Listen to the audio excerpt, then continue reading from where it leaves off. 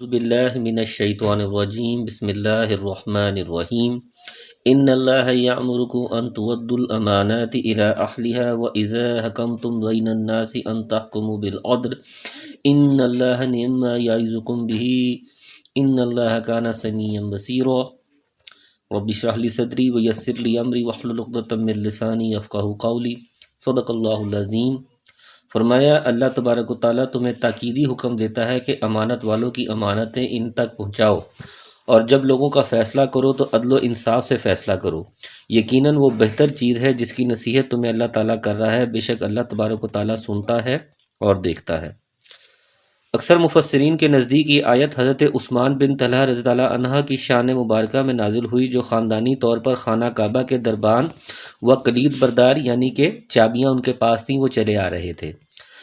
مکہ فتح ہونے کے بعد جب رسول اللہ صلی اللہ علیہ وسلم خانہ کعبہ میں تشریف لائے تو طواف وغیرہ کے بعد آپ صلی اللہ علیہ وسلم نے حضرت عثمان بن طلحہ رضی اللہ عنہ کو، جو صلح حدیبیہ کے موقع پر مسلمان ہو چکے تھے، طلب فرمایا اور انہیں خانہ کعبہ کی چابیاں دے کر فرمایا، یہ تمہاری چابیاں ہیں، آج کا دن وفا اور نیکی کا دن ہے۔ آیت کا یہ سبب نزول اگرچہ خاص ہے لیکن اس کا حکم عام ہے، اور اس کے مخاطب عوام اور حکام دونوں ہیں۔ دونوں کو تاکید ہے کہ امانتیں انہیں پہنچاؤ جو امانتوں کے اہل ہیں۔ اس میں ایک تو وہ امانتیں شامل ہیں جو کسی نہ کسی کے پاس رکھوائی ہوئی ہوں، ان میں خیانت نہ کی جائے بلکہ یہ بحفاظت عند طلب لوٹا دی جائیں۔ دوسرے عہدے اور مناسب اہل لوگوں کو دیے جائیں۔ محض سیاسی بنیاد یا نسلی و باطنی و وطنی بنیاد یا قرابت و خاندان کی بنیاد یا کوٹا سسٹم کی بنیاد پر عہدہ و منصب دینا اس آیت کے خلاف ہے۔ احکام کو بطور خاص عدل و انصاف کا حکم دیا گیا ہے۔ ایک حدیث میں ہے، حاکم جب تک ظلم نہ کرے اللہ اس کے ساتھ ہوتا ہے، جب وہ ظلم کا ارتکاب شروع کر دیتا ہے تو اللہ اسے اس کے اپنے نفس کے حوالے کر دیتا ہے، یعنی امانات اہل لوگوں کے سپرد کرنا اور عدل و انصاف مہیا کرنا۔ یا ایھا الذین آمنوا اطیعوا اللہ واطیعوا الرسول واولی الامر منکم فان تنازعتم فی شیء فردوہ الی اللہ والرسول ان کنتم تؤمنون باللہ والیوم الآخر ذالک خیر واحسن تأویلا۔ فرمایا اے ایمان والو، فرما برداری کرو اللہ تعالیٰ کی اور فرما برداری کرو رسول اللہ صلی اللہ علیہ وسلم کی اور تم میں سے اختیار والوں کی۔ پھر اگر کسی چیز میں اختلاف پاؤ تو اسے لوٹاؤ اللہ تعالیٰ کی طرف اور رسول صلی اللہ علیہ وسلم کی طرف، اگر تمہیں اللہ پر اور قیامت کے دن پر ایمان ہے، اور یہ بہت بہتر ہے اور با اعتبار انجام کے بہت اچھا ہے۔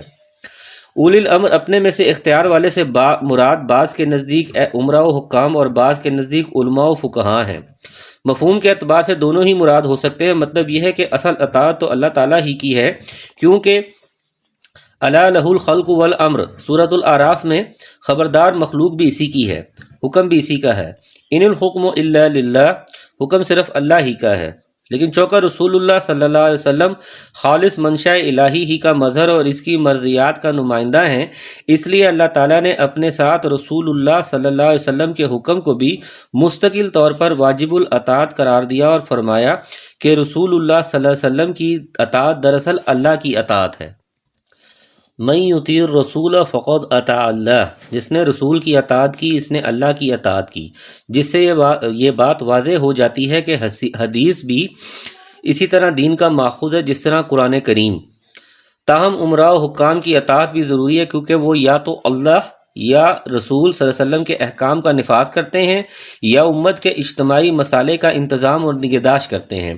اس سے معلوم ہوا کہ امراء و حکام کی اطاعت اگرچہ ضروری ہے لیکن وہ علی الاطلاق نہیں بلکہ مشروط ہے اللہ اور رسول صلی اللہ علیہ وسلم کی اطاعت کے ساتھ۔ اسی لیے اطیعوا اللہ کے بعد اطیعوا الرسول تو کہا، کیونکہ یہ دونوں اطاعتیں مستقل اور واجب ہیں، لیکن اطیعوا اولی الامر نہیں کہا، کیونکہ اولی الامر کی اطاعت مستقل نہیں، اور حدیث میں بھی کہا گیا ہے لا طاعت لمخلوق فی معصیۃ الخالق، یعنی صحیح بخاری میں فرمایا معصیت میں اطاعت نہیں، اطاعت صرف معروف میں ہے۔ یہی حال علماء و فقہاء کا بھی ہے۔ اگر اولو الامری میں ان کو بھی شامل کیا جائے، یعنی ان کی اطاعت اس لیے کرنی ہوگی کہ وہ اللہ اور اس کے رسول کے احکام و فرمودات بیان کرتے ہیں اور اس کے دین کی طرف ارشاد و ہدایت اور رہنمائی کا کام کرتے ہیں۔ اس سے معلوم ہوا کہ علماء و فقہاء بھی دینی امور و معاملات میں حکام کی طرح یقیناً مرجع عوام ہیں، لیکن ان کی اطاعت بھی صرف اسی وقت تک کی جائے گی جب تک کہ عوام کو صرف اللہ اور اس کے رسول صلی اللہ علیہ وسلم کی باتیں بتلائیں، لیکن اگر وہ اس سے انحراف کرے تو عوام کے لیے ان کی اطاعت بھی ضروری نہیں، بلکہ انحراف کی صورت میں جانتے بوجھتے ان کی اطاعت کرنا سخت معصیت اور گناہ ہے۔ الم تر الی الذین یزعمون انہم آمنوا بما انزل الیک وما انزل من قبلک یریدون ان یتحاکموا الی الطاغوت وقد امروا ان یکفروا به ویرید الشیطان ان یضلهم ضلالا بعیدا۔ فرمایا کیا آپ نے انہیں نہیں دیکھا جن کا دعویٰ تو یہ ہے کہ جو کچھ آپ پر اور جو کچھ آپ سے پہلے اتارا گیا اس پر ان کا ایمان ہے، لیکن وہ اپنے فیصلے غیر اللہ کی طرف لے جانا چاہتے ہیں، حالانکہ انہیں حکم دیا گیا ہے کہ شیطان کا انکار کریں۔ شیطان تو یہ چاہتا ہے کہ انہیں بہکا کر دور ڈال دے۔ یعنی اللہ کی طرف لوٹانے سے مراد قرآن کریم اور الرسول صلی اللہ علیہ وسلم سے مراد اب حدیث رسول ہے۔ یہ تنازعات کے ختم کرنے کے لیے بہترین اصول بتلا دیا گیا ہے۔ اس اصول سے بھی یہ واضح ہوتا ہے کہ کسی تیسری شخصیت کی اطاعت واجب نہیں۔ جس طرح تقلید شخصی یا تقلید معین کے قائلین نے ایک تیسری اطاعت کو واجب قرار دے رکھا ہے، اور اسی تیسری اطاعت نے جو قرآن کی اس آیت کے صریحاً مخالف ہے، مسلمانوں کو امت متحدہ کے بجائے امت منتشرہ بنا رکھا ہے اور ان کے اتحاد کو تقریباً ناممکن بنا دیا گیا ہے۔ وَإِذَا قِيلَ لَهُمْ تَعَالُوا إِلَى مَا أَنزَلَ اللَّهُ وَإِلَى الرَّسُولِ رَأَيْتَ الْمُنَافِقِينَ يَصُدُّونَ عَنْكَ صُدُودًا۔ فرمایا ان سے جب بھی کہا جائے کہ اللہ تعالیٰ کے نازل کردہ کلام کی اور رسول اللہ صلی اللہ علیہ وسلم کی طرف آؤ تو آپ دیکھ لیں گے کہ یہ منافقین آپ سے منہ پھیر کر رک جاتے ہیں۔ یہ آیات ایسے لوگوں کے بارے میں نازل ہوئیں جو اپنا فیصلہ عدالت میں لے جانے کے بجائے سرداران یہود یا سرداران قریش کی طرف لے جانا چاہتے تھے۔ تاہم اس کا حکم عام ہے اور اس میں تمام وہ لوگ شامل ہیں جو کتاب و سنت سے اعراض کرتے ہیں اور اپنے فیصلوں کے لیے ان دونوں کو چھوڑ کر کسی اور کی طرف جانا چاہتے ہیں۔ ورنہ مسلمانوں کا حال تو یہ ہوتا ہے کہ انما کان قول المؤمنین اذا دعوا الی اللہ ورسولہ لیحکم بینہم ان یقولوا سمعنا واطعنا، سورۃ النور، کہ جب انہیں اللہ اور رسول صلی اللہ علیہ وسلم کی طرف بلایا جاتا ہے تاکہ وہ ان کے درمیان فیصلہ کریں تو وہ کہتے ہیں کہ سمعنا واطعنا۔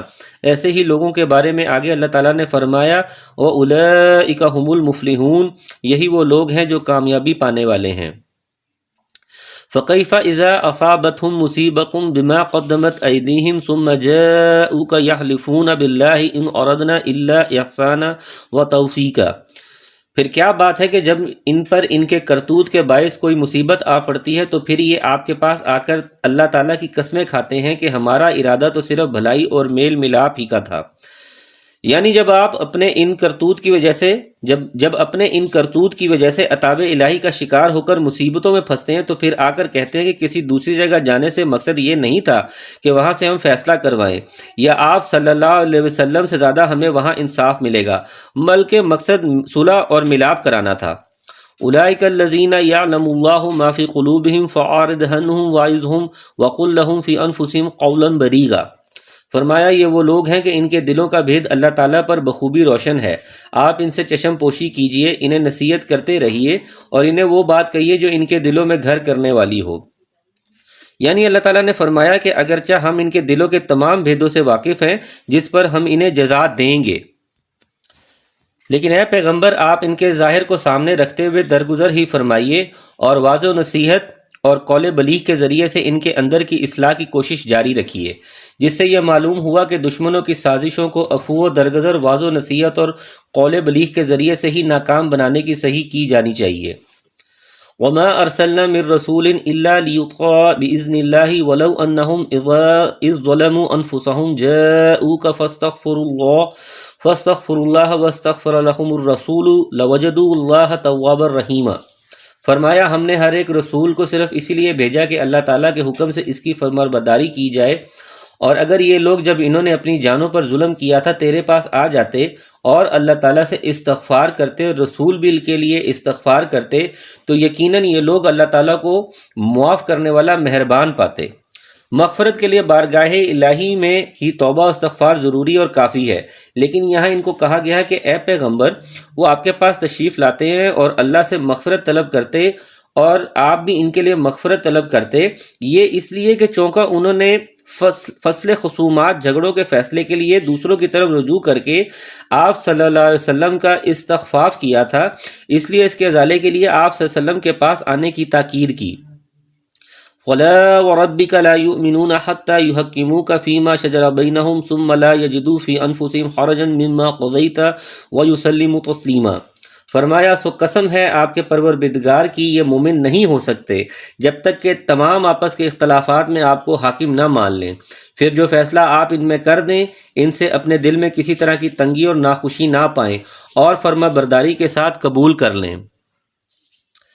فرمایا اس آیت کی شان نزول میں ایک یہودی اور مسلمان کا واقعہ عموماً بیان کیا جاتا ہے جو بارگاہ رسالت سے فیصلے کے باوجود حضرت عمر تعالیٰ عنہ سے فیصلہ کروانے گیا، جس پر حضرت عمر تعالیٰ عنہ نے اس مسلمان کا سر قلم کر دیا، لیکن سندن یہ واقعہ صحیح نہیں ہے، جیسا کہ ابن کثیر نے بھی وضاحت کی ہے۔ صحیح واقعہ جو اس آیت کے نزول کا سبب ہے وہ یہ ہے کہ حضرت زبیر تعالیٰ عنہ کا جو رسول اللہ صلی اللہ علیہ وسلم کے پھوپھی ذات تھے، ایک آدمی کا کھیت کو سیراب کرنے والے نالے کے پانی پر جھگڑا ہو گیا۔ معاملہ نبی صلی اللہ علیہ وسلم تک پہنچا۔ آپ صلی اللہ علیہ وسلم نے صورتحال کا جائزہ لے کر جو فیصلہ دیا تو وہ اتفاق سے حضرت زبیر تعالیٰ عنہ کے حق میں تھا، جس پر دوسرے آدمی نے کہا کہ آپ صلی اللہ علیہ وسلم نے یہ فیصلہ اس لیے کیا ہے کہ وہ آپ صلی اللہ علیہ وسلم کا رشتہ دار یعنی کہ پھوپھی زاد ہے۔ اس پر یہ آیت نازل ہوئی۔ صحیح بخاری۔ آیت کا مطلب یہ ہوا کہ نبی کریم صلی اللہ علیہ وسلم کی کسی بات یا فیصلے سے اختلاف تو کجا، دل میں انقباض بھی محسوس کرنا ایمان کے منافی ہے۔ یہ آیت بھی منکرین حدیث کے لیے تو ہی ہے، یہ آیت بھی منکرین حدیث کے لیے تو ہے ہی، دیگر افراد کے لیے بھی لمحہ فکریہ ہے جو قول امام کے مقابلے میں حدیث صحیح سے انقباض ہی محسوس نہیں کرتے، بلکہ یا تو کھلے لفظوں میں اسے ماننے سے انکار کر دیتے ہیں یا اس کی دورست کار تعویل کر کے یا سکا راویوں کو ضعیف باور کرا کے مسترد کرنے کی مضموم صحیح کرتے ہیں۔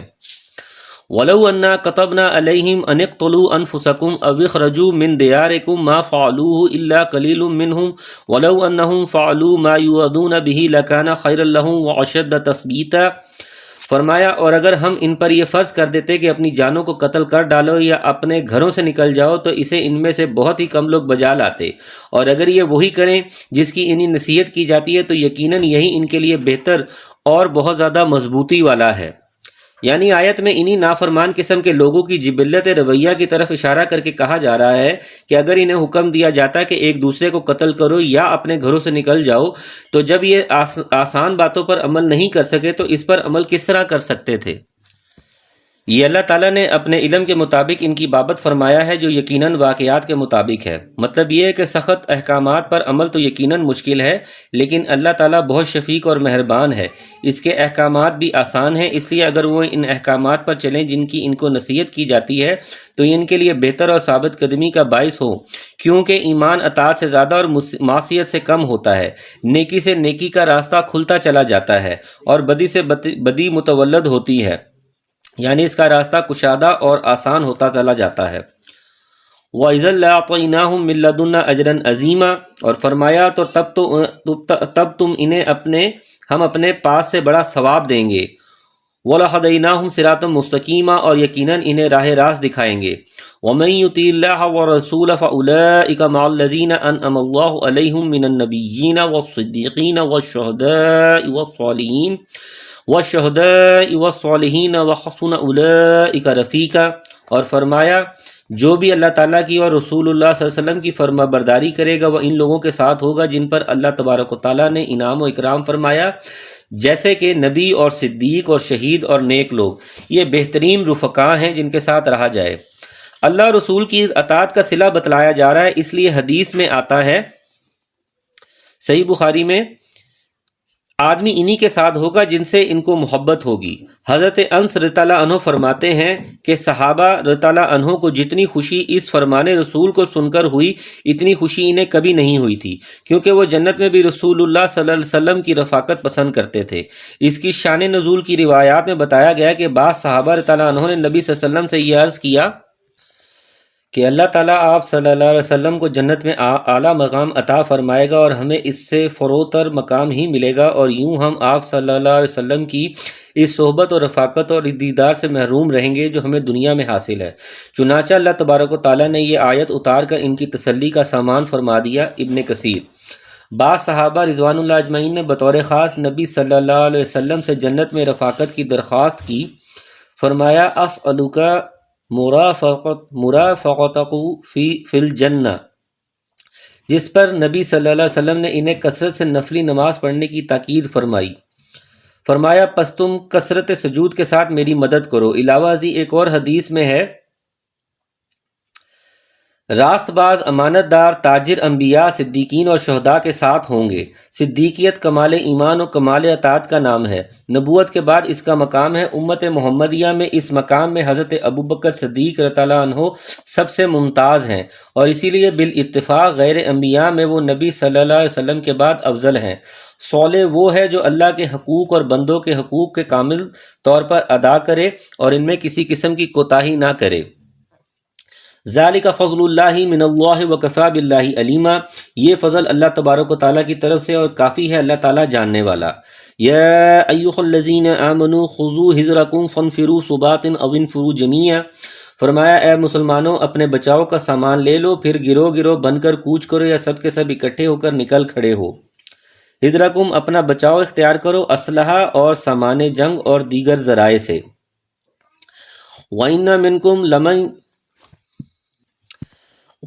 مِنْكُمْ لَمَن لَّيُبَطِّئَنَّ فَإِنْ أَصَابَتْكُمْ مُصِيبَةٌ قَالَ قَدْ أَنْعَمَ اللَّهُ عَلَىٰ إِذْ لَمْ أَكُن مَّعَهُمْ شَهِيدًا، فرمایا اور یقیناً تم میں بعض وہ بھی ہیں جو پس و پیش کرتے ہیں، پھر اگر تمہیں کوئی نقصان ہوتا ہے تو وہ کہتے ہیں کہ اللہ تعالیٰ نے مجھ پر بڑا فضل کیا کہ میں ان کے ساتھ موجود نہ تھا۔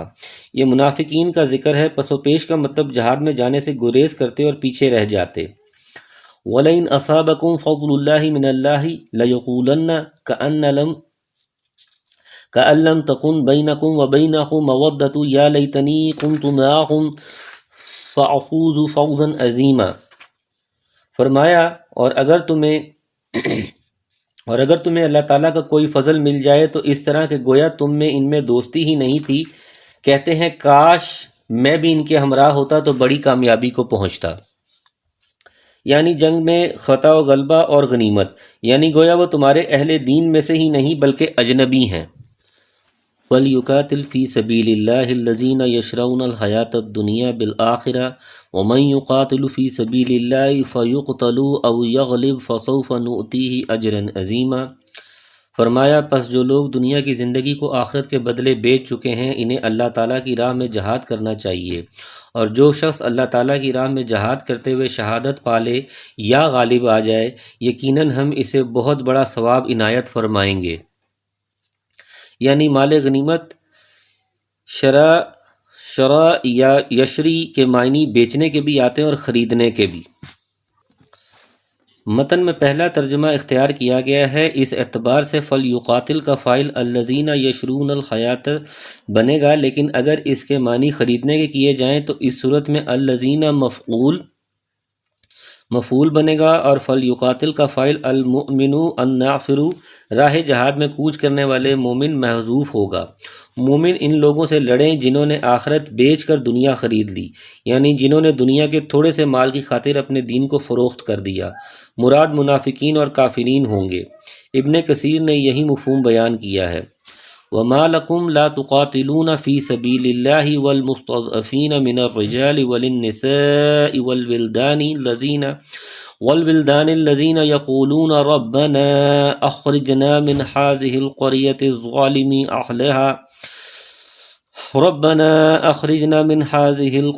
الظَّالِمِ أَهْلُهَا وَاجْعَل لَّنَا مِن لَّدُنكَ وَلِيًّا وَاجْعَل لَّنَا مِن لَّدُنكَ نَصِيرًا، بھلا کیا وجہ ہے کہ تم اللہ کی راہ میں اور ان ناتواں مردوں، عورتوں اور ننھے منھے بچوں کے چھٹکارے کے لیے جہاد نہ کرو، جو یوں دعائیں مانگ رہے ہیں کہ اے ہمارے رب ان ظالموں کی بستی سے ہمیں نجات دے اور ہمارے لیے خود اپنے پاس سے حمایتی مقرر فرما دے اور ہمارے لیے خاص اپنے پاس سے مددگار بنا۔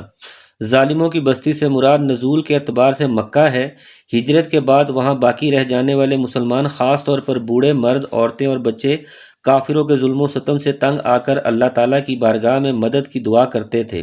اللہ تعالیٰ نے مسلمانوں کو متنبہ فرمایا کہ تم ان مستضعفین کو کفار سے نجات دلانے کے لیے جہاد کیوں نہیں کرتے؟ اس آیت سے استدلال کرتے ہوئے علماء نے کہا ہے کہ جس علاقے میں مسلمان اس طرح ظلم و ستم کا شکار اور نرگہ کفار میں گھرے ہوئے ہوں تو دوسرے مسلمانوں پر یہ فرض عائد ہوتا ہے کہ ان کو کافروں کے ظلم و ستم سے بچانے کے لیے جہاد کریں۔ یہ جہاد کی دوسری قسم ہے۔ پہلی قسم ہے اعلاء کلمت اللہ، یعنی دین کی نشر و اشاعت اور کلمت اللہ کے غلبے کے لیے لڑنا، جس کا ذکر اس سے پہلی آیت میں اور ما بعد کی آیت میں ہے۔ الذین آمنوا یقاتلون فی سبیل اللہ والذین کفروا یقاتلون فی سبیل الطاغوت فقاتلوا اولیاء الشیطان ان کید الشیطان کان ضعیفا۔ فرمایا جو لوگ ایمان لائے ہیں وہ تو اللہ تبارک و تعالیٰ کی راہ میں جہاد کرتے ہیں، اور جن لوگوں نے کفر کیا وہ اللہ تعالیٰ کے سوا اوروں کی راہ میں لڑتے ہیں، پس تم شیطان کے دوستوں سے جنگ کرو، یقین مانو کہ شیطانی ہیلا بالکل بودا اور سخت کمزور ہے۔ مومن اور کافر دونوں کو جنگوں کی ضرورت پیش آتی ہے، لیکن دونوں کے مقاصد جنگ میں عظیم فرق ہے۔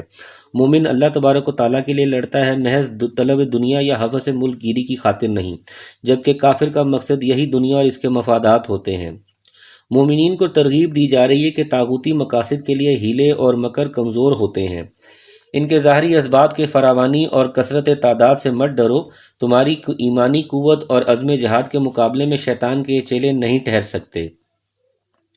الم تر الی الذین قیل لهم کفوا ایدیکم واقیموا الصلاة وآتوا الزکاة فلما كتب عليهم القتال اذا فريق منهم يخشون الناس كخشية الله او اشد خشية وقالوا ربنا لما كتبت علينا القتال لولا اخرتنا الى اجل قريب قل متاع الدنيا قليل والآخرة خير لمن اتقى ولا تظلمون فتیلا۔ فرمایا کیا تم نے انہیں نہیں دیکھا جنہیں حکم کیا گیا تھا کہ اپنے ہاتھوں کو روکے رکھو اور نماز پڑھتے رہو اور زکوٰۃ ادا کرتے رہو، پھر جب انہیں جہاد کا حکم دیا گیا تو اسی وقت ان کی ایک جماعت لوگوں سے اس قدر ڈرنے لگی جیسے اللہ تعالیٰ سے ڈرنے کا حق ہے، بلکہ اس سے بھی زیادہ، اور کہنے لگے اے ہمارے رب تو نے ہم پر جہاد کیوں فرض کر دیا، کیوں ہمیں تھوڑی سی زندگی اور نہ جینے دی؟ آپ فرما دیجئے کہ دنیا کی سود مندی تو بہت ہی کم ہے اور پرہیزگاروں کے لیے تو آخرت ہی بہتر ہے، اور تم پر ایک دھاگے کے برابر بھی ستم روا نہیں رکھا جائے گا۔ مکے میں مسلمان چوکا تعداد اور وسائل کے اعتبار سے لڑنے کے قابل نہیں تھے، اس لیے مسلمانوں کی خواہش کے باوجود انہیں قتال سے روکے رکھا گیا اور دو باتوں کی تاکید کی جاتی رہی۔ ایک یہ کہ کافروں کے ظالمانہ رویے کو صبر و حوصلے سے برداشت کریں اور عفو و درگزر سے کام لیں، دوسرے یہ کہ نماز، زکوٰۃ اور دیگر عبادات و تعلیم پر عمل کا اہتمام کریں تاکہ اللہ تعالیٰ سے ربط و تعلق مضبوط بنیادوں پر استوار ہو جائے۔ لیکن ہجرت کے بعد جب مدینہ میں مسلمانوں کی طاقت مجتمع ہو گئی تو پھر انہیں قتال کی اجازت دے دی گئی، اور جب اجازت دے دی گئی تو بعض لوگوں نے کمزوری اور پست ہمتی کا اظہار کیا۔ اس پر آیت میں مکی دور کی ان کی آرزو یاد دلا کر کہا جا رہا ہے کہ اب یہ مسلمان حکم جہاد سن کر خوفزدہ کیوں ہو رہے ہیں، جبکہ یہ حکم جہاد خود ان کی اپنی خواہش کے مطابق ہے۔ متاع الدنیا قلیل، اس کا دوسرا ترجمہ یہ بھی ہے کہ اس حکم کو کچھ اور مدت کے لیے مؤخر کیوں نہ کر دیا، یعنی اجل قریب سے مراد موت یا فرض جہاد کی مدت ہے۔ تفسیر ابن کثیر۔ اَيْنَمَا تَكُونُوا يُدْرِكْكُمُ الْمَوْتُ وَلَوْ كُنْتُمْ فِي بُرُوجٍ مُّشَيَّدَةٍ وَإِن تُصِبْهُمْ حَسَنَةٌ يَقُولُوا هَٰذِهِ مِنْ عِندِ اللَّهِ وَإِن تُصِبْهُمْ سَيِّئَةٌ يَقُولُوا هَٰذِهِ مِنْ عِندِكَ قُلْ كُلٌّ مِّنْ عِندِ اللَّهِ فَمَا لِهَٰؤُلَاءِ الْقَوْمِ لَا يَكَادُونَ يَفْقَهُونَ حَدِيثًا۔ فرمایا تم جہاں کہیں بھی ہو موت تمہیں آ پکڑے گی گو تم مضبوط قلعوں میں ہو، اور اگر انہیں کوئی بھلائی ملتی ہے تو کہتے ہیں کہ یہ اللہ تعالیٰ کی طرف سے، اگر کوئی برائی پہنچتی ہے تو کہہ اٹھتے ہیں کہ یہ تیری طرف سے ہے۔ انہیں کہہ دیجئے کہ یہ سب کچھ اللہ تعالیٰ کی طرف سے، انہیں کیا ہو گیا ہے کہ کوئی بات سمجھنے کے بھی قریب نہیں۔ ایسے کمزور مسلمانوں کو سمجھانے کے لیے کہا جا رہا ہے کہ ایک تو یہ دنیا فانی اور اس کا فائدہ عارضی ہے جس کے لیے تم کچھ مہلت طلب کر رہے ہو، اس کے مقابلے میں آخرت بہت بہتر اور پائیدار ہے جس کے اطاعت الہی کے صلے میں تم سزاوار ہوگے۔ دوسرے یہ کہ جہاد کرو یا نہ کرو، موت تو اپنے وقت پر آ کر رہے گی، چاہے تم مضبوط قلعوں میں بند ہو کر بیٹھ جاؤ، پھر جہاد سے گریز کا کیا فائدہ؟ مضبوط برجوں سے مراد مضبوط اور بلند و بالا فصیلوں والے قلعے ہیں۔ ملحوظ، بعض مسلمانوں کا چونکا یہ خوف بھی طبعی تھا، اسی طرح تاخیر کی خواہش بھی بطور اعتراض یا انکار نہ تھی، بلکہ طبعی خوف کا ایک منطقی نتیجہ تھی۔ اس لیے اللہ تعالیٰ نے اسے معاف فرما دیا اور نہایت مضبوط دلائل سے انہیں سہارا اور حوصلہ دیا۔ منافقین کی باتوں کا ذکر ہوا کہ سابقہ امت کے منکرین کی طرح انہوں نے بھی کہا کہ بھلائی، خوشحالی، غلے کی پیداوار، مال و اولاد کی فراوانی وغیرہ اللہ تعالیٰ کی طرف سے ہے، اور برائی، قحط سالی، مالی و دولت میں کمی وغیرہ اے محمد صلی اللہ علیہ وسلم آپ کی طرف سے ہے، یعنی آپ کے دین اختیار کرنے کے نتیجے میں یہ ابتلا اور سختی آئی، جس طرح حضرت موسیٰ علیہ السلام اور قوم فرعون کے بارے میں اللہ تعالیٰ نے فرمایا ہے۔ جب ان کو بھلائی پہنچتی تو کہتے ہیں کہ یہ ہمارے لیے ہے، یعنی ہم اس کے مستحق ہیں، اور جب ان کو کوئی برائی پہنچتی ہے تو موسیٰ علیہ السلام اور ان کے پیروکاروں سے بدشگونی پکڑتے ہیں، یعنی نعوذ باللہ ان کی نحوست کا نتیجہ بتلاتے ہیں۔ سورۃ الاعراف۔ یعنی بھلائی اور برائی دونوں اللہ کی طرف سے ہی ہیں، لیکن یہ لوگ قلت فہم اور علم اور کثرت جہل و ظلم کی وجہ سے اس بات کو سمجھ نہیں پاتے۔ ما اصابک من حسنۃ فمن اللہ وما اصابک من سیئۃ فمن نفسک وارسلناک للناس رسولا وکفی باللہ شہیدا۔ فرمایا تجھے جو بھلائی ملتی ہے وہ اللہ کی طرف سے ہے، اور جو برائی پہنچتی ہے وہ تیرے اپنے نفس کی طرف سے ہے۔ ہم نے تجھے تمام لوگوں کو پیغام پہنچانے والا بنا کر بھیجا ہے، اور اللہ تعالیٰ کا گواہ کافی ہے، یعنی اس کے فضل و کرم سے ہے، یعنی کسی نیکی یا اطاعت کا صلہ نہیں، کیونکہ نیکی کی توفیق بھی دینے والا اللہ تبارک و تعالیٰ ہی ہے۔ علاوہ ازیں اس کی نعمتیں اتنی بے پایا ہیں کہ ایک انسان کی عبادت و طاعت اس کے مقابلے میں کوئی حیثیت ہی نہیں رکھتی۔ اسی لیے ایک حدیث میں نبی صلی اللہ علیہ وسلم نے فرمایا، جنت میں جو بھی جائے گا محض اللہ کی رحمت سے جائے گا، اپنے عمل کی وجہ سے نہیں۔ صحابہ رضوان اللہ اجمعین نے عرض کیا، یا رسول اللہ صلی اللہ علیہ وسلم ولا انت، یعنی آپ صلی اللہ علیہ وسلم بھی اللہ کی رحمت کے بغیر جنت میں نہیں جائیں گے؟ آپ صلی اللہ علیہ وسلم نے فرمایا، ہاں، جب تک اللہ مجھے اپنی دامان رحمت میں نہیں ڈھانک لے گا جنت میں نہیں جا سکوں گا۔ برائی بھی اگرچہ اللہ کی مشیت سے ہی آتی ہے، جیسے کہ کل من عند اللہ سے واضح ہے، لیکن یہ برائی کسی گناہ کی عقوبت یا اس کا بدلہ ہوتی ہے، اس لیے فرمایا کہ تمہارے نفس سے ہے، یعنی تمہاری غلطیوں، کوتاہیوں اور گناہوں کا نتیجہ ہے، جس طرح فرمایا وما اصابکم من مصیبت فبما کسبت ایدیکم ویعفو عن کثیر۔ سورۃ الشعراء۔ من یطیع الرسول فقد اطاع اللہ ومن تولی فما ارسلناک علیہم حفیظا۔ فرمایا اے رسول صلی اللہ علیہ وسلم کی جو اطاعت کرے اس نے اللہ تعالیٰ کی فرما برداری کی، اور جو منہ پھیر لے تو ہم نے آپ کو کچھ ان پر نگہبان بنا کر نہیں بھیجا۔ وَيَقُولُونَ طَاعَةٌ فَإِذَا بَرَضُوا مِنْ عِنْدِكَ بَيْتَ طَائِفَةٌ مِّنْهُمْ غَيْرَ الَّذِي تَقُولُ وَاللَّهُ يَكْتُبُ مَا يُبَيِّتُونَ فَأَعْرِضْ عَنْهُمْ وَتَوَكَّلْ عَلَى اللَّهِ وَكَفَى بِاللَّهِ وَكِيلًا۔ یہ کہتے تو ہیں کہ اطاعت ہے، پھر جب آپ کے پاس سے اٹھ کر باہر نکلتے ہیں تو ان میں سے ایک جماعت جو بات آپ نے یا اس نے کہی ہے اس کے خلاف راتوں کو مشورے کرتی ہے۔ ان کی راتوں کی بات چیت اللہ لکھ رہا ہے، تو آپ ان سے منہ پھیر لیں اور اللہ پر بھروسہ رکھیں، اللہ تبارک و تعالیٰ کافی کارساز ہے۔ یعنی یہ منافقین آپ صلی اللہ علیہ وسلم کی مجلس میں جو باتیں ظاہر کرتے ہیں، راتوں کو ان کے برعکس باتیں کرتے ہیں اور سازشوں کے جال بنتے ہیں۔ آپ صلی اللہ علیہ وسلم ان سے اعراض فرمائیے اور اللہ پر توکل کیجیے۔ ان کی باتیں اور سازشیں آپ صلی اللہ علیہ وسلم کو کوئی نقصان نہیں پہنچا سکیں گی، کیونکہ آپ کا وکیل اور کارساز اللہ تبارک و تعالیٰ ہے۔ افلا یتدبرون القرآن ولو کان من عند غیر اللہ لوجدوا فیہ اختلافا کثیرا۔ کیا یہ لوگ قرآن میں غور نہیں کرتے؟ اگر یہ اللہ تبارک و تعالیٰ کے سوا کسی اور کی طرف سے ہوتا یقیناً اس میں بہت کچھ اختلافات پاتے۔ قرآن کریم سے رہنمائی حاصل کرنے کے لیے اس میں غور و تدبر کی تاکید کی جا رہی ہے۔ اس کی صداقت جانچنے کے لیے ایک معیار بھی بتلایا گیا ہے کہ اگر یہ کسی انسان کا بنایا ہوا کلام ہوتا جیسا کہ کفار کا خیال ہے تو اس کے مضامین اور بیان کردہ واقعات میں تعارض و تناقض ہوتا، کیونکہ ایک تو یہ کوئی چھوٹی سی کتاب نہیں، ایک ضخیم اور مفصل کتاب ہے جس کا ہر حصہ اعجاز و بلاغت میں ممتاز ہے۔ حالانکہ انسان کی بنائی ہوئی بڑی تصنیف میں زبان کا معیار اور اس کی فصاحت و بلاغت قائم نہیں رہتی۔ دوسرے اس میں پچھلی قوموں کے واقعات بھی بیان کیے گئے ہیں جنہیں اللہ علام الغیوب کے سوا کوئی اور بیان نہیں کر سکتا۔ تیسرے ان حکایات و قصص میں نہ باہمی تعارض و تضاد ہے اور نہ ان کا چھوٹے سے چھوٹا کوئی جزیہ قرآن کی کسی اصل سے ٹکراتا ہے۔ حالانکہ ایک انسان گزشتہ واقعات بیان کرے تو تسلسل کی کڑیاں ٹوٹ ٹوٹ جاتی ہیں اور ان کی تفصیلات میں تعارض و تضاد واقع ہو جاتا ہے۔ قرآن کریم کے ان تمام انسانی کوتاہیوں سے مبرہ ہونے کے صاف معنی یہ ہیں کہ یقیناً کلام الہی ہے جو اس نے فرشتے کے ذریعے سے اپنے آخری پیغمبر حضرت محمد رسول اللہ صلی اللہ علیہ وسلم پر نازل فرمایا۔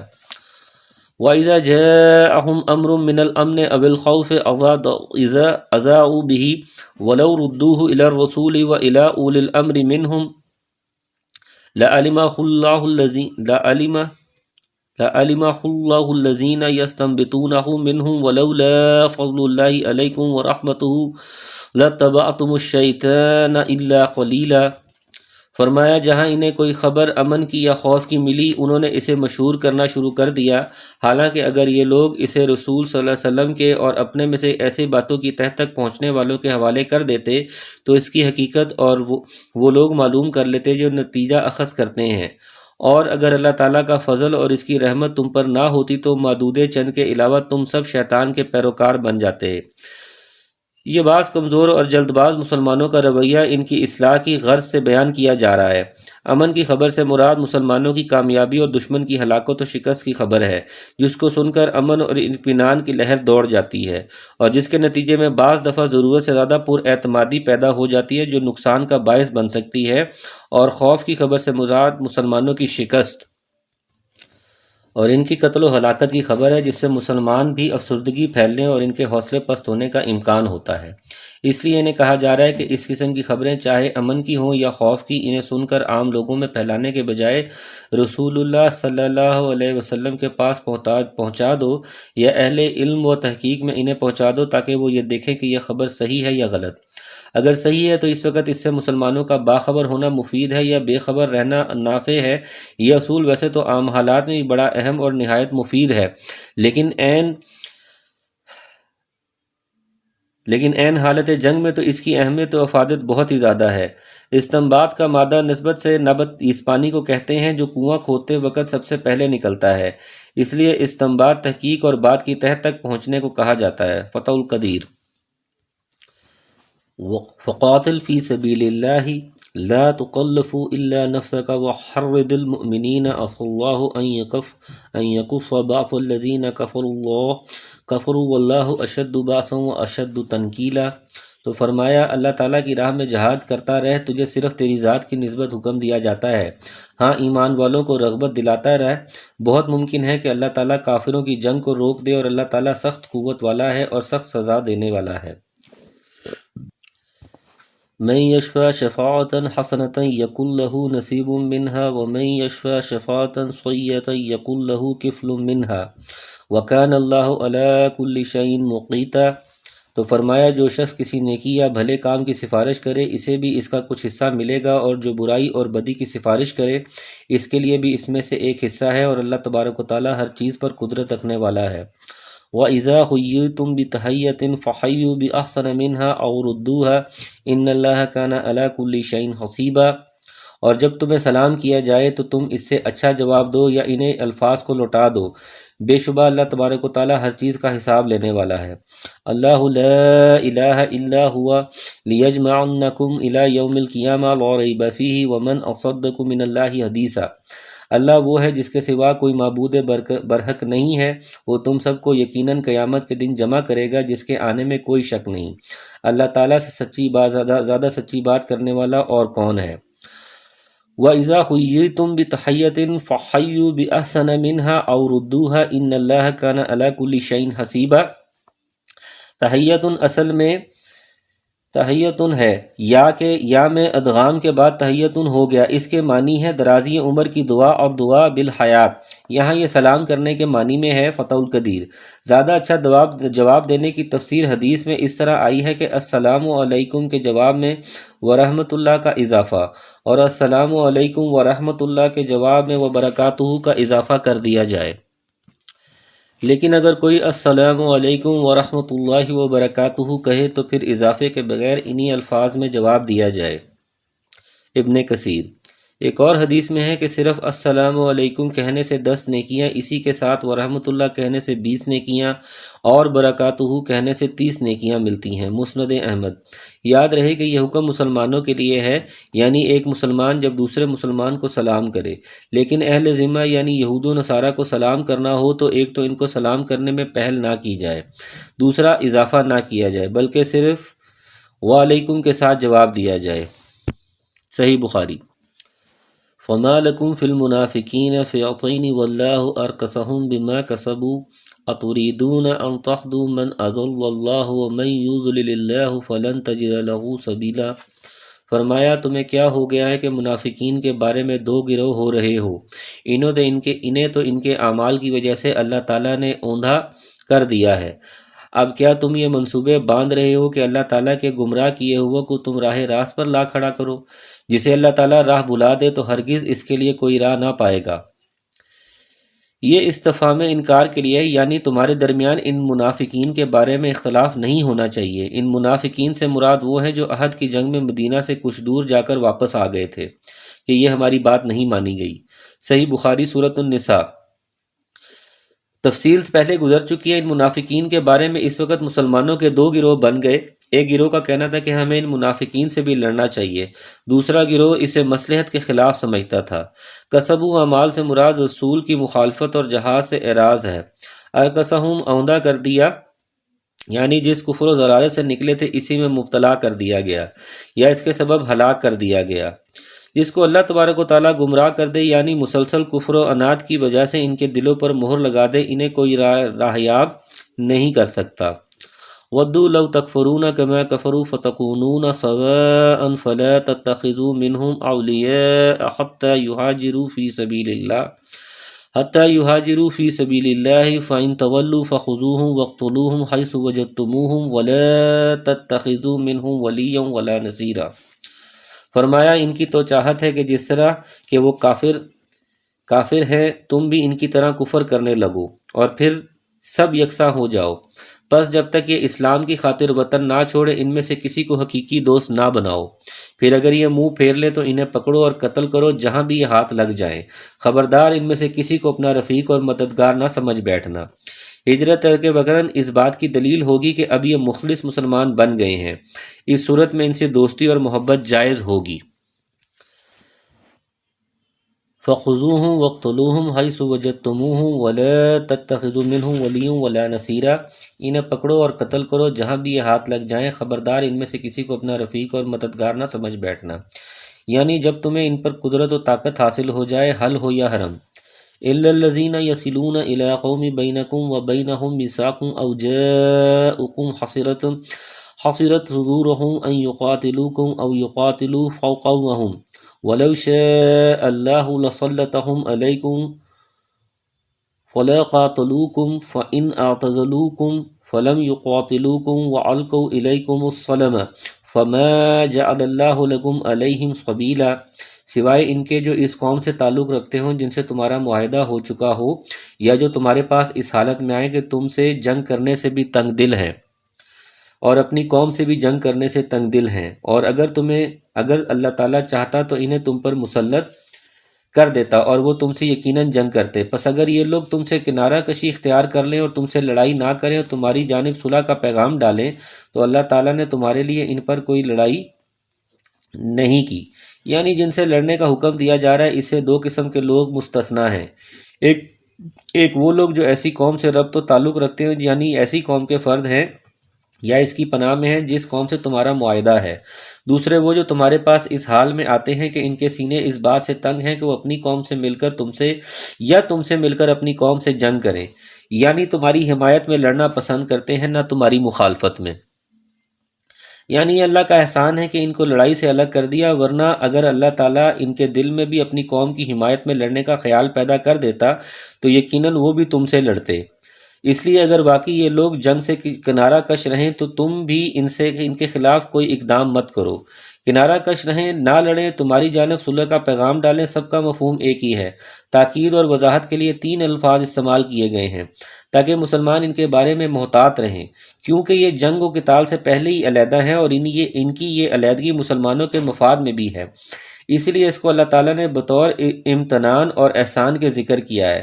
تو ان کے بارے میں چھیڑ چھاڑ کا رویہ یا غیر محتاط طرز عمل ان کے اندر بھی مخالفت و مخاصمت کا جذبہ بیدار کر سکتا ہے، جو مسلمانوں کے لیے نقصان دہ ہے۔ اس لیے جب تک وہ مذکورہ حال پر قائم رہیں، ان سے مت لڑو۔ ان کی مثال وہ جماعت بھی ہے جس کا تعلق بنی ہاشم سے تھا۔ یہ جنگ بدر والے دن مشرکین مکہ کے ساتھ میدان جنگ میں تو آئے تھے، لیکن یہ ان کے ساتھ مل کر مسلمانوں سے لڑنا پسند نہیں کرتے تھے، جیسے حضرت عباس تعالیٰ عنہم، ام رسول وغیرہ جو ابھی تک مسلمان نہیں ہوئے تھے، اس لیے ظاہری طور پر کافروں کے کیمپ میں تھے۔ اس لیے نبی صلی اللہ علیہ وسلم نے حضرت عباس تعالیٰ عنہ کو قتل کرنے سے روک دیا اور انہیں صرف قیدی بنانے پر اکتفا کیا۔ سلام یہاں مسالمتن یعنی صلح کے معنی میں ہے۔ ستجدون آخرین یریدون ان یعمنوکم ویعمنوا قومہم کلما ردوا الی الفتنة ارکسوا فیہا فإن لم یعتزلوکم ویلقوا الیکم السلم ویکفوا ایدیہم فخذوہم واقتلوہم حیث ثقفتموہم وَأُولَئِكُمْ جَعَلْنَا لَكُمْ عَلَيْهِمْ سُلْطَانًا مُبِينًا۔ تو فرمایا تم کچھ اور تم لوگوں کو ایسا بھی پاؤ گے جن کی بظاہر چاہت ہے کہ تم سے بھی امن میں رہیں اور اپنی قوم سے بھی امن میں رہیں، لیکن جب کبھی فتنہ انگیزی کی طرف لوٹائے جاتے ہیں تو اوندے منہ اس میں ڈال دیے جاتے ہیں۔ پس اگر یہ لوگ تم سے کنارہ کشی نہ کریں اور تم سے صلح کا سلسلہ جلبانی نہ کریں اور اپنے ہاتھ نہ روکیں تو انہیں پکڑو اور مار ڈالو جہاں کہیں بھی پالو، یہی وہ ہیں جن پر ہم نے تمہیں ظاہر حجت عطایت فرمائی ہے۔ یہ ایک تیسرے گروہ کا ذکر ہے جو منافقین کا تھا۔ یہ مسلمانوں کے پاس آتے تو اسلام کا اظہار کرتے تاکہ مسلمانوں سے محفوظ رہیں، اپنی قوم کے پاس جاتے تو شرک و بت پرستی کرتے تاکہ وہ انہیں اپنا ہی ہم مذہب سمجھیں اور یوں دونوں سے مفادات حاصل کرتے۔ الفتنہ سے مراد شرک بھی ہو سکتا ہے، ارکسوا فیہا اسے شرک میں لوٹا دیا جائے، یا الفتنہ سے مراد قتال ہے کہ جب انہیں مسلمانوں کے ساتھ لڑنے کی طرف بلایا یعنی لوٹایا جاتا ہے تو وہ اس پر آمادہ ہو جاتے ہیں۔ یلقو و یکفو کا عطف یا تزلوکم پر ہے، یعنی سب نفی کے معنی ہے، سب میں لم لگے گا، اس بات پر کہ واقعی ان کے دلوں میں نفاق اور ان کے سینوں میں تمہارے خلاف بغض و عناد ہے، تب ہی تو وہ ادنا کوشش دوبارہ فتنے شرک یا تمہارے خلاف آمادہ قتل ہونے میں مبتلا ہو گئے ہیں۔ وما كان لمؤمن ان يقتل مؤمنا الا خطأ ومن قتل مؤمنا خطأ فتحرير رقبة مؤمنة وضية مسلمة إلى أهله إلا أن يصدقوا فإن كان من قوم عدو لكم وهو مؤمن فتحرير رقبة مؤمنة وإن كان من قوم بينكم وبينهم ميثاق فدية مسلمة إلى أهله وتحرير رقبة مؤمنة فمن لم يجد فصيام شهرين متتابعين توبة من الله وكان الله عليما حكيما۔ فرمایا کسی مومن کو دوسرے مومن کا قتل کر دینا زیبا نہیں مگر غلطی سے ہو جائے تو اور بات ہے۔ جو شخص کسی مسلمان کو بلا قصد مار ڈالے اس پر ایک مسلمان غلام کی گردن آزاد کرنا اور مقتول کے عزیزوں کو خون بہا پہنچانا ہے۔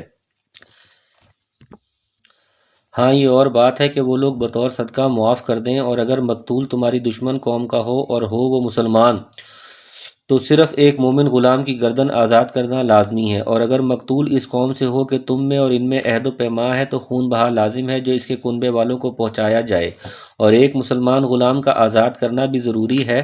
پس جو نہ پائے اس کے ذمے 2 مہینے کے لگاتار روزے ہیں اللہ تعالیٰ سے بخشوانے کے لیے، اور اللہ تعالیٰ بخوبی جاننے والا اور حکمت والا ہے۔ یہ نفی نہیں کے معنی میں ہے جو حرمت کے متقاضی ہے، یعنی ایک مومن کا دوسرے مومن کو قتل کرنا ممنوع ہے اور حرام ہے، جیسے وَمَا كَانَ لَكُمْ أَن تُؤْذُوا رَسُولَ اللَّهِ الْأَحْزَابِ تمہارے یہ لائق نہیں ہے کہ تم اللہ کے رسول صلی اللہ علیہ وسلم کو ایذا پہنچاؤ، یعنی حرام ہے۔ غلطی کے اسباب و وجوہ متعدد ہو سکتے ہیں، مقصد ہے کہ نیت اور ارادہ قتل کا نہ ہو مگر بوجوہ قتل ہو جائے۔ یہ قتل خطا کا جرمانہ بیان کیا جا رہا ہے جو 2 چیزیں ہیں، ایک بطور کفارہ و استغفار ہے، یعنی مسلمان غلام کی گردن آزاد کرنا، اور دوسری چیز بطور حق العباد کے ہے، اور وہ ہے دیتن خون بہا۔ مقتول کے خون کے بدلے میں جو چیز مقتول کے وارثوں کو دی جائے وہ دیت ہے، اور دیت کی مقدار احادیث کی روح سے 100 اونٹ یا اس کے مساوی قیمت سونے، چاندی یا کرنسی کی شکل میں ہوگی۔ ملحوظ، خیال رہے کہ قتل عمد میں قصاص یا دیت مغلطہ ہے، اور دیت مغلطہ کی مقدار 100 اونٹ ہے، جو عمر اور وصف کے لحاظ سے 3 قسم یا 3 معیار کے ہوں گے، جبکہ قتل خطا میں صرف دیت ہے، قصاص نہیں ہے۔ اس دیت کی مقدار 100 اونٹ ہے، مگر معیار اتنا کڑا نہیں۔ علاوہ ازیں اس دیت کی قیمت سنن ابن داؤد کی حدیث میں 800 دینار یا 8000 درہم، اور ترمذی کی روایت میں 12000 درہم بتلائی گئی ہے۔ اسی طرح حضرت عمر تعالیٰ عنہ نے اپنے دور خلافت میں قیمت دیت میں کمی بیشی اور مختلف پیشوں والوں سے کے اعتبار سے اس کی مختلف نوعیتیں مقرر فرمائی تھیں، جس کا مطلب یہ ہے کہ اصل دیت 100 اونٹ کی بنیاد پر اس کی قیمت ہر دور کے اعتبار سے مقرر کی جائے گی۔ تفصیل کے لیے شروع حدیث و کتب فقہ ملاحظہ ہوں۔ معاف کر دینے کو صدقہ سے تعبیر کرنے سے مقصد معافی کی ترغیب دینا ہے، یعنی اس صورت میں دیت نہیں ہوگی۔ اس کی وجہ بعض نے یہ بیان کی ہے کہ کیونکہ اس کے وارث حربی کافر ہیں، اس لیے وہ مسلمان کی دیت لینے کے حقدار نہیں۔ بعض نے یہ وجہ بیان کی ہے کہ اس مسلمان نے اسلام قبول کرنے کے بعد چونکہ ہجرت نہیں کی، جبکہ ہجرت کی اس وقت بڑی تاکید تھی، اس کوتاہی کی وجہ سے اس کے خون کی حرمت کم ہے۔ ایک تیسری صورت ہے، اس میں بھی وہی کفارہ اور دیت ہے جو پہلی صورت میں ہے۔ بعض نے کہا ہے کہ اگر مقتول معاہد ذمہ ہو تو اس کی دیت مسلمانوں کی دیت سے نصف ہوگی، کیونکہ حدیث میں کافر کی دیت مسلمانوں کی دیت سے نصف بیان کی گئی ہے، لیکن زیادہ صحیح بات یہی معلوم ہوتی ہے کہ اس تیسری صورت میں مقتول مسلمان ہی کا حکم بیان کیا جا رہا ہے۔ اگر گردن آزاد کرنے کی استطاعت نہ ہو تو پہلی صورت اور اس آخری صورت میں دیت کے ساتھ مسلسل لگاتار بغیر ناغہ کے 2 مہینے کے روزے ہیں۔ اگر درمیان میں ناغہ ہو گیا تو نئے سرے سے روزے رکھنے ضروری ہوں گے، البتہ عذر شرعی کی وجہ سے ناغہ ہونے کی صورت میں نئے سرے سے روزے رکھنے کی ضرورت نہیں ہے، جیسے حیض، نفاس یا شدید بیماری جو روزہ رکھنے میں مانع ہو۔ سفر کے عذر شرعی ہونے میں اختلاف ہے۔ ابن کثیر: وَمَن يَقْتُلْ مُؤْمِنًا مُتَعَمِّدًا فَجَزَاؤُهُ جَهَنَّمُ خَالِدًا فِيهَا وغضب اللہ علیہ ولعنہ وعد له عذابا عظیما۔ اور فرمایا جو کوئی کسی مومن کو قصداً قتل کر ڈالے اس کی سزا دوزخ ہے، جس میں وہ ہمیشہ ہمیش رہے گا۔ اس پر اللہ تعالیٰ کا غضب ہے، اسے اللہ تعالیٰ نے لعنت کی ہے اور اس کے لیے بڑا عذاب تیار کر رکھا ہے۔ یہ قتل عمد کی سزا ہے۔ قتل کی 3 قسمیں ہیں: قتل خطا جس کا ذکر ماقبل آیت میں ہے، نمبر 2 قتل شبہ عمد جو حدیث سے ثابت ہے، نمبر 3 قتل عمد جس کا مطلب ہے ارادتاً اور نیتاً کسی کو قتل کرنا، اور اس کے لیے وہ آلہ استعمال کرنا جس سے فی الواقع عادتاً قتل کیا جا رہا ہے، جیسے تلوار، خنجر وغیرہ۔ آیت میں مومن کے قتل پر نہایت سخت وعید بیان کی گئی ہے، مثلاً اس کی سزا جہنم ہے جس میں ہمیشہ رہنا ہوگا، نیز اللہ کا غضب اور اس کی لعنت اور عذاب عظیم بھی ہوگا۔ اتنی سخت سزائیں بیک وقت کسی بھی گناہ کی بیان نہیں کی گئیں، جس سے یہ واضح ہو جاتا ہے کہ ایک مومن کو قتل کرنا اللہ کے ہاں کتنا بڑا جرم ہے۔ احادیث میں بھی اس کی سخت مذمت اور اس پر سخت وعید بیان کی گئی ہے۔ مومن کے قاتل کی توبہ قبول ہے یا نہیں؟ بعض علماء مذکورہ سخت وعیدوں کے پیش نظر قبول توبہ کے قائل نہیں، لیکن قرآن و حدیث کی نصوص سے واضح ہے کہ خالص توبہ سے ہر گناہ معاف ہو سکتا ہے، الا من تاب وآمن وعمل عملا صالحا، الفرقان۔ دیگر آیات توبہ عام ہیں، ہر گناہ چاہے چھوٹا ہو یا بڑا یا بہت بڑا، توبۃ النصوح سے اس کی معافی ممکن ہے۔ یہاں اس کی سزا جہنم جو بیان کی گئی ہے، اس کا مطلب ہے کہ اگر اس نے توبہ نہیں کی تو اس کی یہ سزا ہے جو اللہ تعالیٰ اس جرم پر اسے دے سکتا ہے۔ اسی طرح توبہ نہ کرنے کی صورت میں خلود، ہمیشہ جہنم میں رہنے کا مطلب بھی مقتٌ طویل، لمبی مدت ہے، کیونکہ جہنم میں خلود کافروں اور مشرکوں کے لیے ہے۔ علاوہ ازیں قتل کا تعلق اگرچہ حقوق العباد سے ہے جو توبہ سے بھی ساقط نہیں ہوتے، لیکن اللہ تعالیٰ اپنے فضل و کرم سے بھی اس کی تلافی اور ازالہ فرما سکتا ہے۔ اسی طرح مقتول کو بھی بدلہ مل جائے گا اور قاتل کی بھی معافی ہو جائے گی۔ فتح القدیر: یا ایھا الذین آمنوا اذا ضربتم فی سبیل اللہ فتبینوا فتبینوا ولا تقولوا لمن القى الیکم السلام لست مؤمنا تبتغون عرض الحیاة الدنیا وعند الله مغانم كثيرة كذلك كنتم من قبل فمن الله عليكم فتبينوا إن الله كان بما تعملون خبيرا۔ فرمایا اے ایمان والو، جب تم اللہ کی راہ میں جا رہے ہو تو تحقیق کر لیا کرو، اور جو تم سے سلام علیک کرے تو تم اسے یہ نہ کہہ دو کہ تم ایمان والے نہیں۔ تم دنیاوی زندگی کے اسباب کی تلاش میں ہو تو اللہ تعالیٰ کے پاس بہت سی غنیمتیں ہیں، پہلے تم بھی ایسے ہی تھے، پھر اللہ تعالیٰ نے تم پر احسان کیا، لہٰذا تم ضرور تحقیق و تفتیش کر لیا کرو، بے شک اللہ تعالیٰ تمہارے اعمال سے بے خبر ہے۔ احادیث میں آتا ہے کہ بعض صحابہ کسی علاقے سے گزرے جہاں ایک چرواہا بکریاں چرا رہا تھا۔ مسلمانوں کو دیکھ کر چرواہے نے سلام کیا۔ بعض صحابہ نے سمجھا کہ شاید وہ جان بچانے کے لیے اپنے کو مسلمان ظاہر کر رہا ہے، چنانچہ انہوں نے بغیر تحقیق کیے اسے قتل کر ڈالا۔ بکریاں بطور مال غنیمت لے کر حضور صلی اللہ علیہ وسلم کی خدمت میں حاضر ہو گئے، جس پر یہ آیت نازل ہوئی، صحیح بخاری۔ بعض روایات میں آتا ہے کہ نبی صلی اللہ علیہ وسلم نے یہ بھی فرمایا کہ مکہ میں پہلے تم بھی اسی چرواہے کی طرح ایمان چھپانے پر مجبور تھے۔ مطلب یہ تھا کہ اس قتل کا کوئی جواز نہیں تھا، یعنی تمہیں چند بکریاں اس مقتول سے حاصل ہو گئیں، یہ کچھ بھی نہیں، اللہ کے پاس اس سے کہیں زیادہ بہتر غنیمتیں ہیں جو اللہ رسول کی اطاعت کی وجہ سے تمہیں دنیا میں بھی مل سکتی ہیں اور آخرت میں تو ان کا ملنا یقینی ہے۔ لا يستوي القاعدون من المؤمنين غير أولي الضرر والمجاهدون في سبيل الله بأموالهم وأنفسهم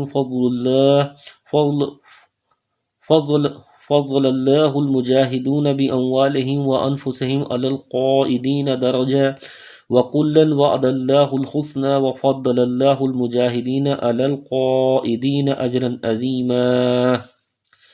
اپنی جانوں اور مالوں سے اللہ کی راہ میں جہاد کرنے والے مومن اور بغیر عذر کے بیٹھ رہنے والے مومن برابر نہیں۔ اپنے مالوں اور اپنی جانوں سے جہاد کرنے والوں کو بیٹھ رہنے والوں پر اللہ نے درجات میں بہت فضیلت دے رکھی ہے، اور یوں تو اللہ تعالیٰ نے ہر ایک کو خوبی اور اچھائی کا وعدہ دیا ہے، لیکن مجاہدین کو بیٹھ رہنے والوں پر بہت بڑے اجر کی فضیلت دے رکھی ہے۔ جب یہ آیت مبارکہ نازل ہوئی کہ اللہ کی راہ میں جہاد کرنے والے اور گھروں میں بیٹھ رہنے والے برابر نہیں، تو حضرت عبداللہ بن ام مکتوم رضی اللہ عنہ نابینا صحابی وغیرہ نے عرض کیا کہ ہم تو معذور ہیں، جس کی وجہ سے ہم جہاد میں حصہ لینے سے محروم ہیں۔ مطلب یہ تھا کہ گھر میں بیٹھ رہنے کی وجہ سے جہاد میں حصہ لینے والوں کے برابر ہم اجر و ثواب حاصل نہیں کر سکیں گے، درا حالانکہ ہمارے گھر میں بیٹھ رہنا بطور شوق یا جان کی حفاظت کے نہیں ہے، بلکہ عذر شرعی کی وجہ سے ہے۔ اس پر اللہ تعالیٰ نے غیر اولی الضرری، بغیر عذر کے کا استثناء نازل فرما دیا، یعنی عذر کے ساتھ بیٹھ رہنے والے مجاہدین کے ساتھ اجر میں برابر کے شریک ہیں، کیونکہ حسبہم العذر، ان کو عذر نے روکا ہوا ہے، صحیح بخاری۔ یعنی جان و مال سے جہاد کرنے والوں کو جو فضیلت حاصل ہوگی، جہاد میں حصہ نہ لینے والے اگرچہ اس سے محروم رہیں گے، تاہم اللہ تعالیٰ نے دونوں کے ساتھ ہی بھلائی کا وعدہ کیا ہوا ہے۔ اس سے علماء نے استدلال کیا ہے کہ عام حالات میں جہاد فرض عین نہیں، فرض کفایہ ہے، یعنی اگر بقدر ضرورت آدمی جہاد میں حصہ لے لیں تو اس علاقے کے دوسرے لوگوں کی طرف سے بھی یہ فرض ادا شدہ سمجھا جائے گا۔ درجات منہ ومغفرۃ ورحمۃ وکان اللہ غفورا رحیما، اپنی طرف سے مرتبے کی بھی اور بخشش کی بھی اور رحمت کی بھی، اور اللہ تعالیٰ بخشش کرنے والا اور رحم فرمانے والا ہے۔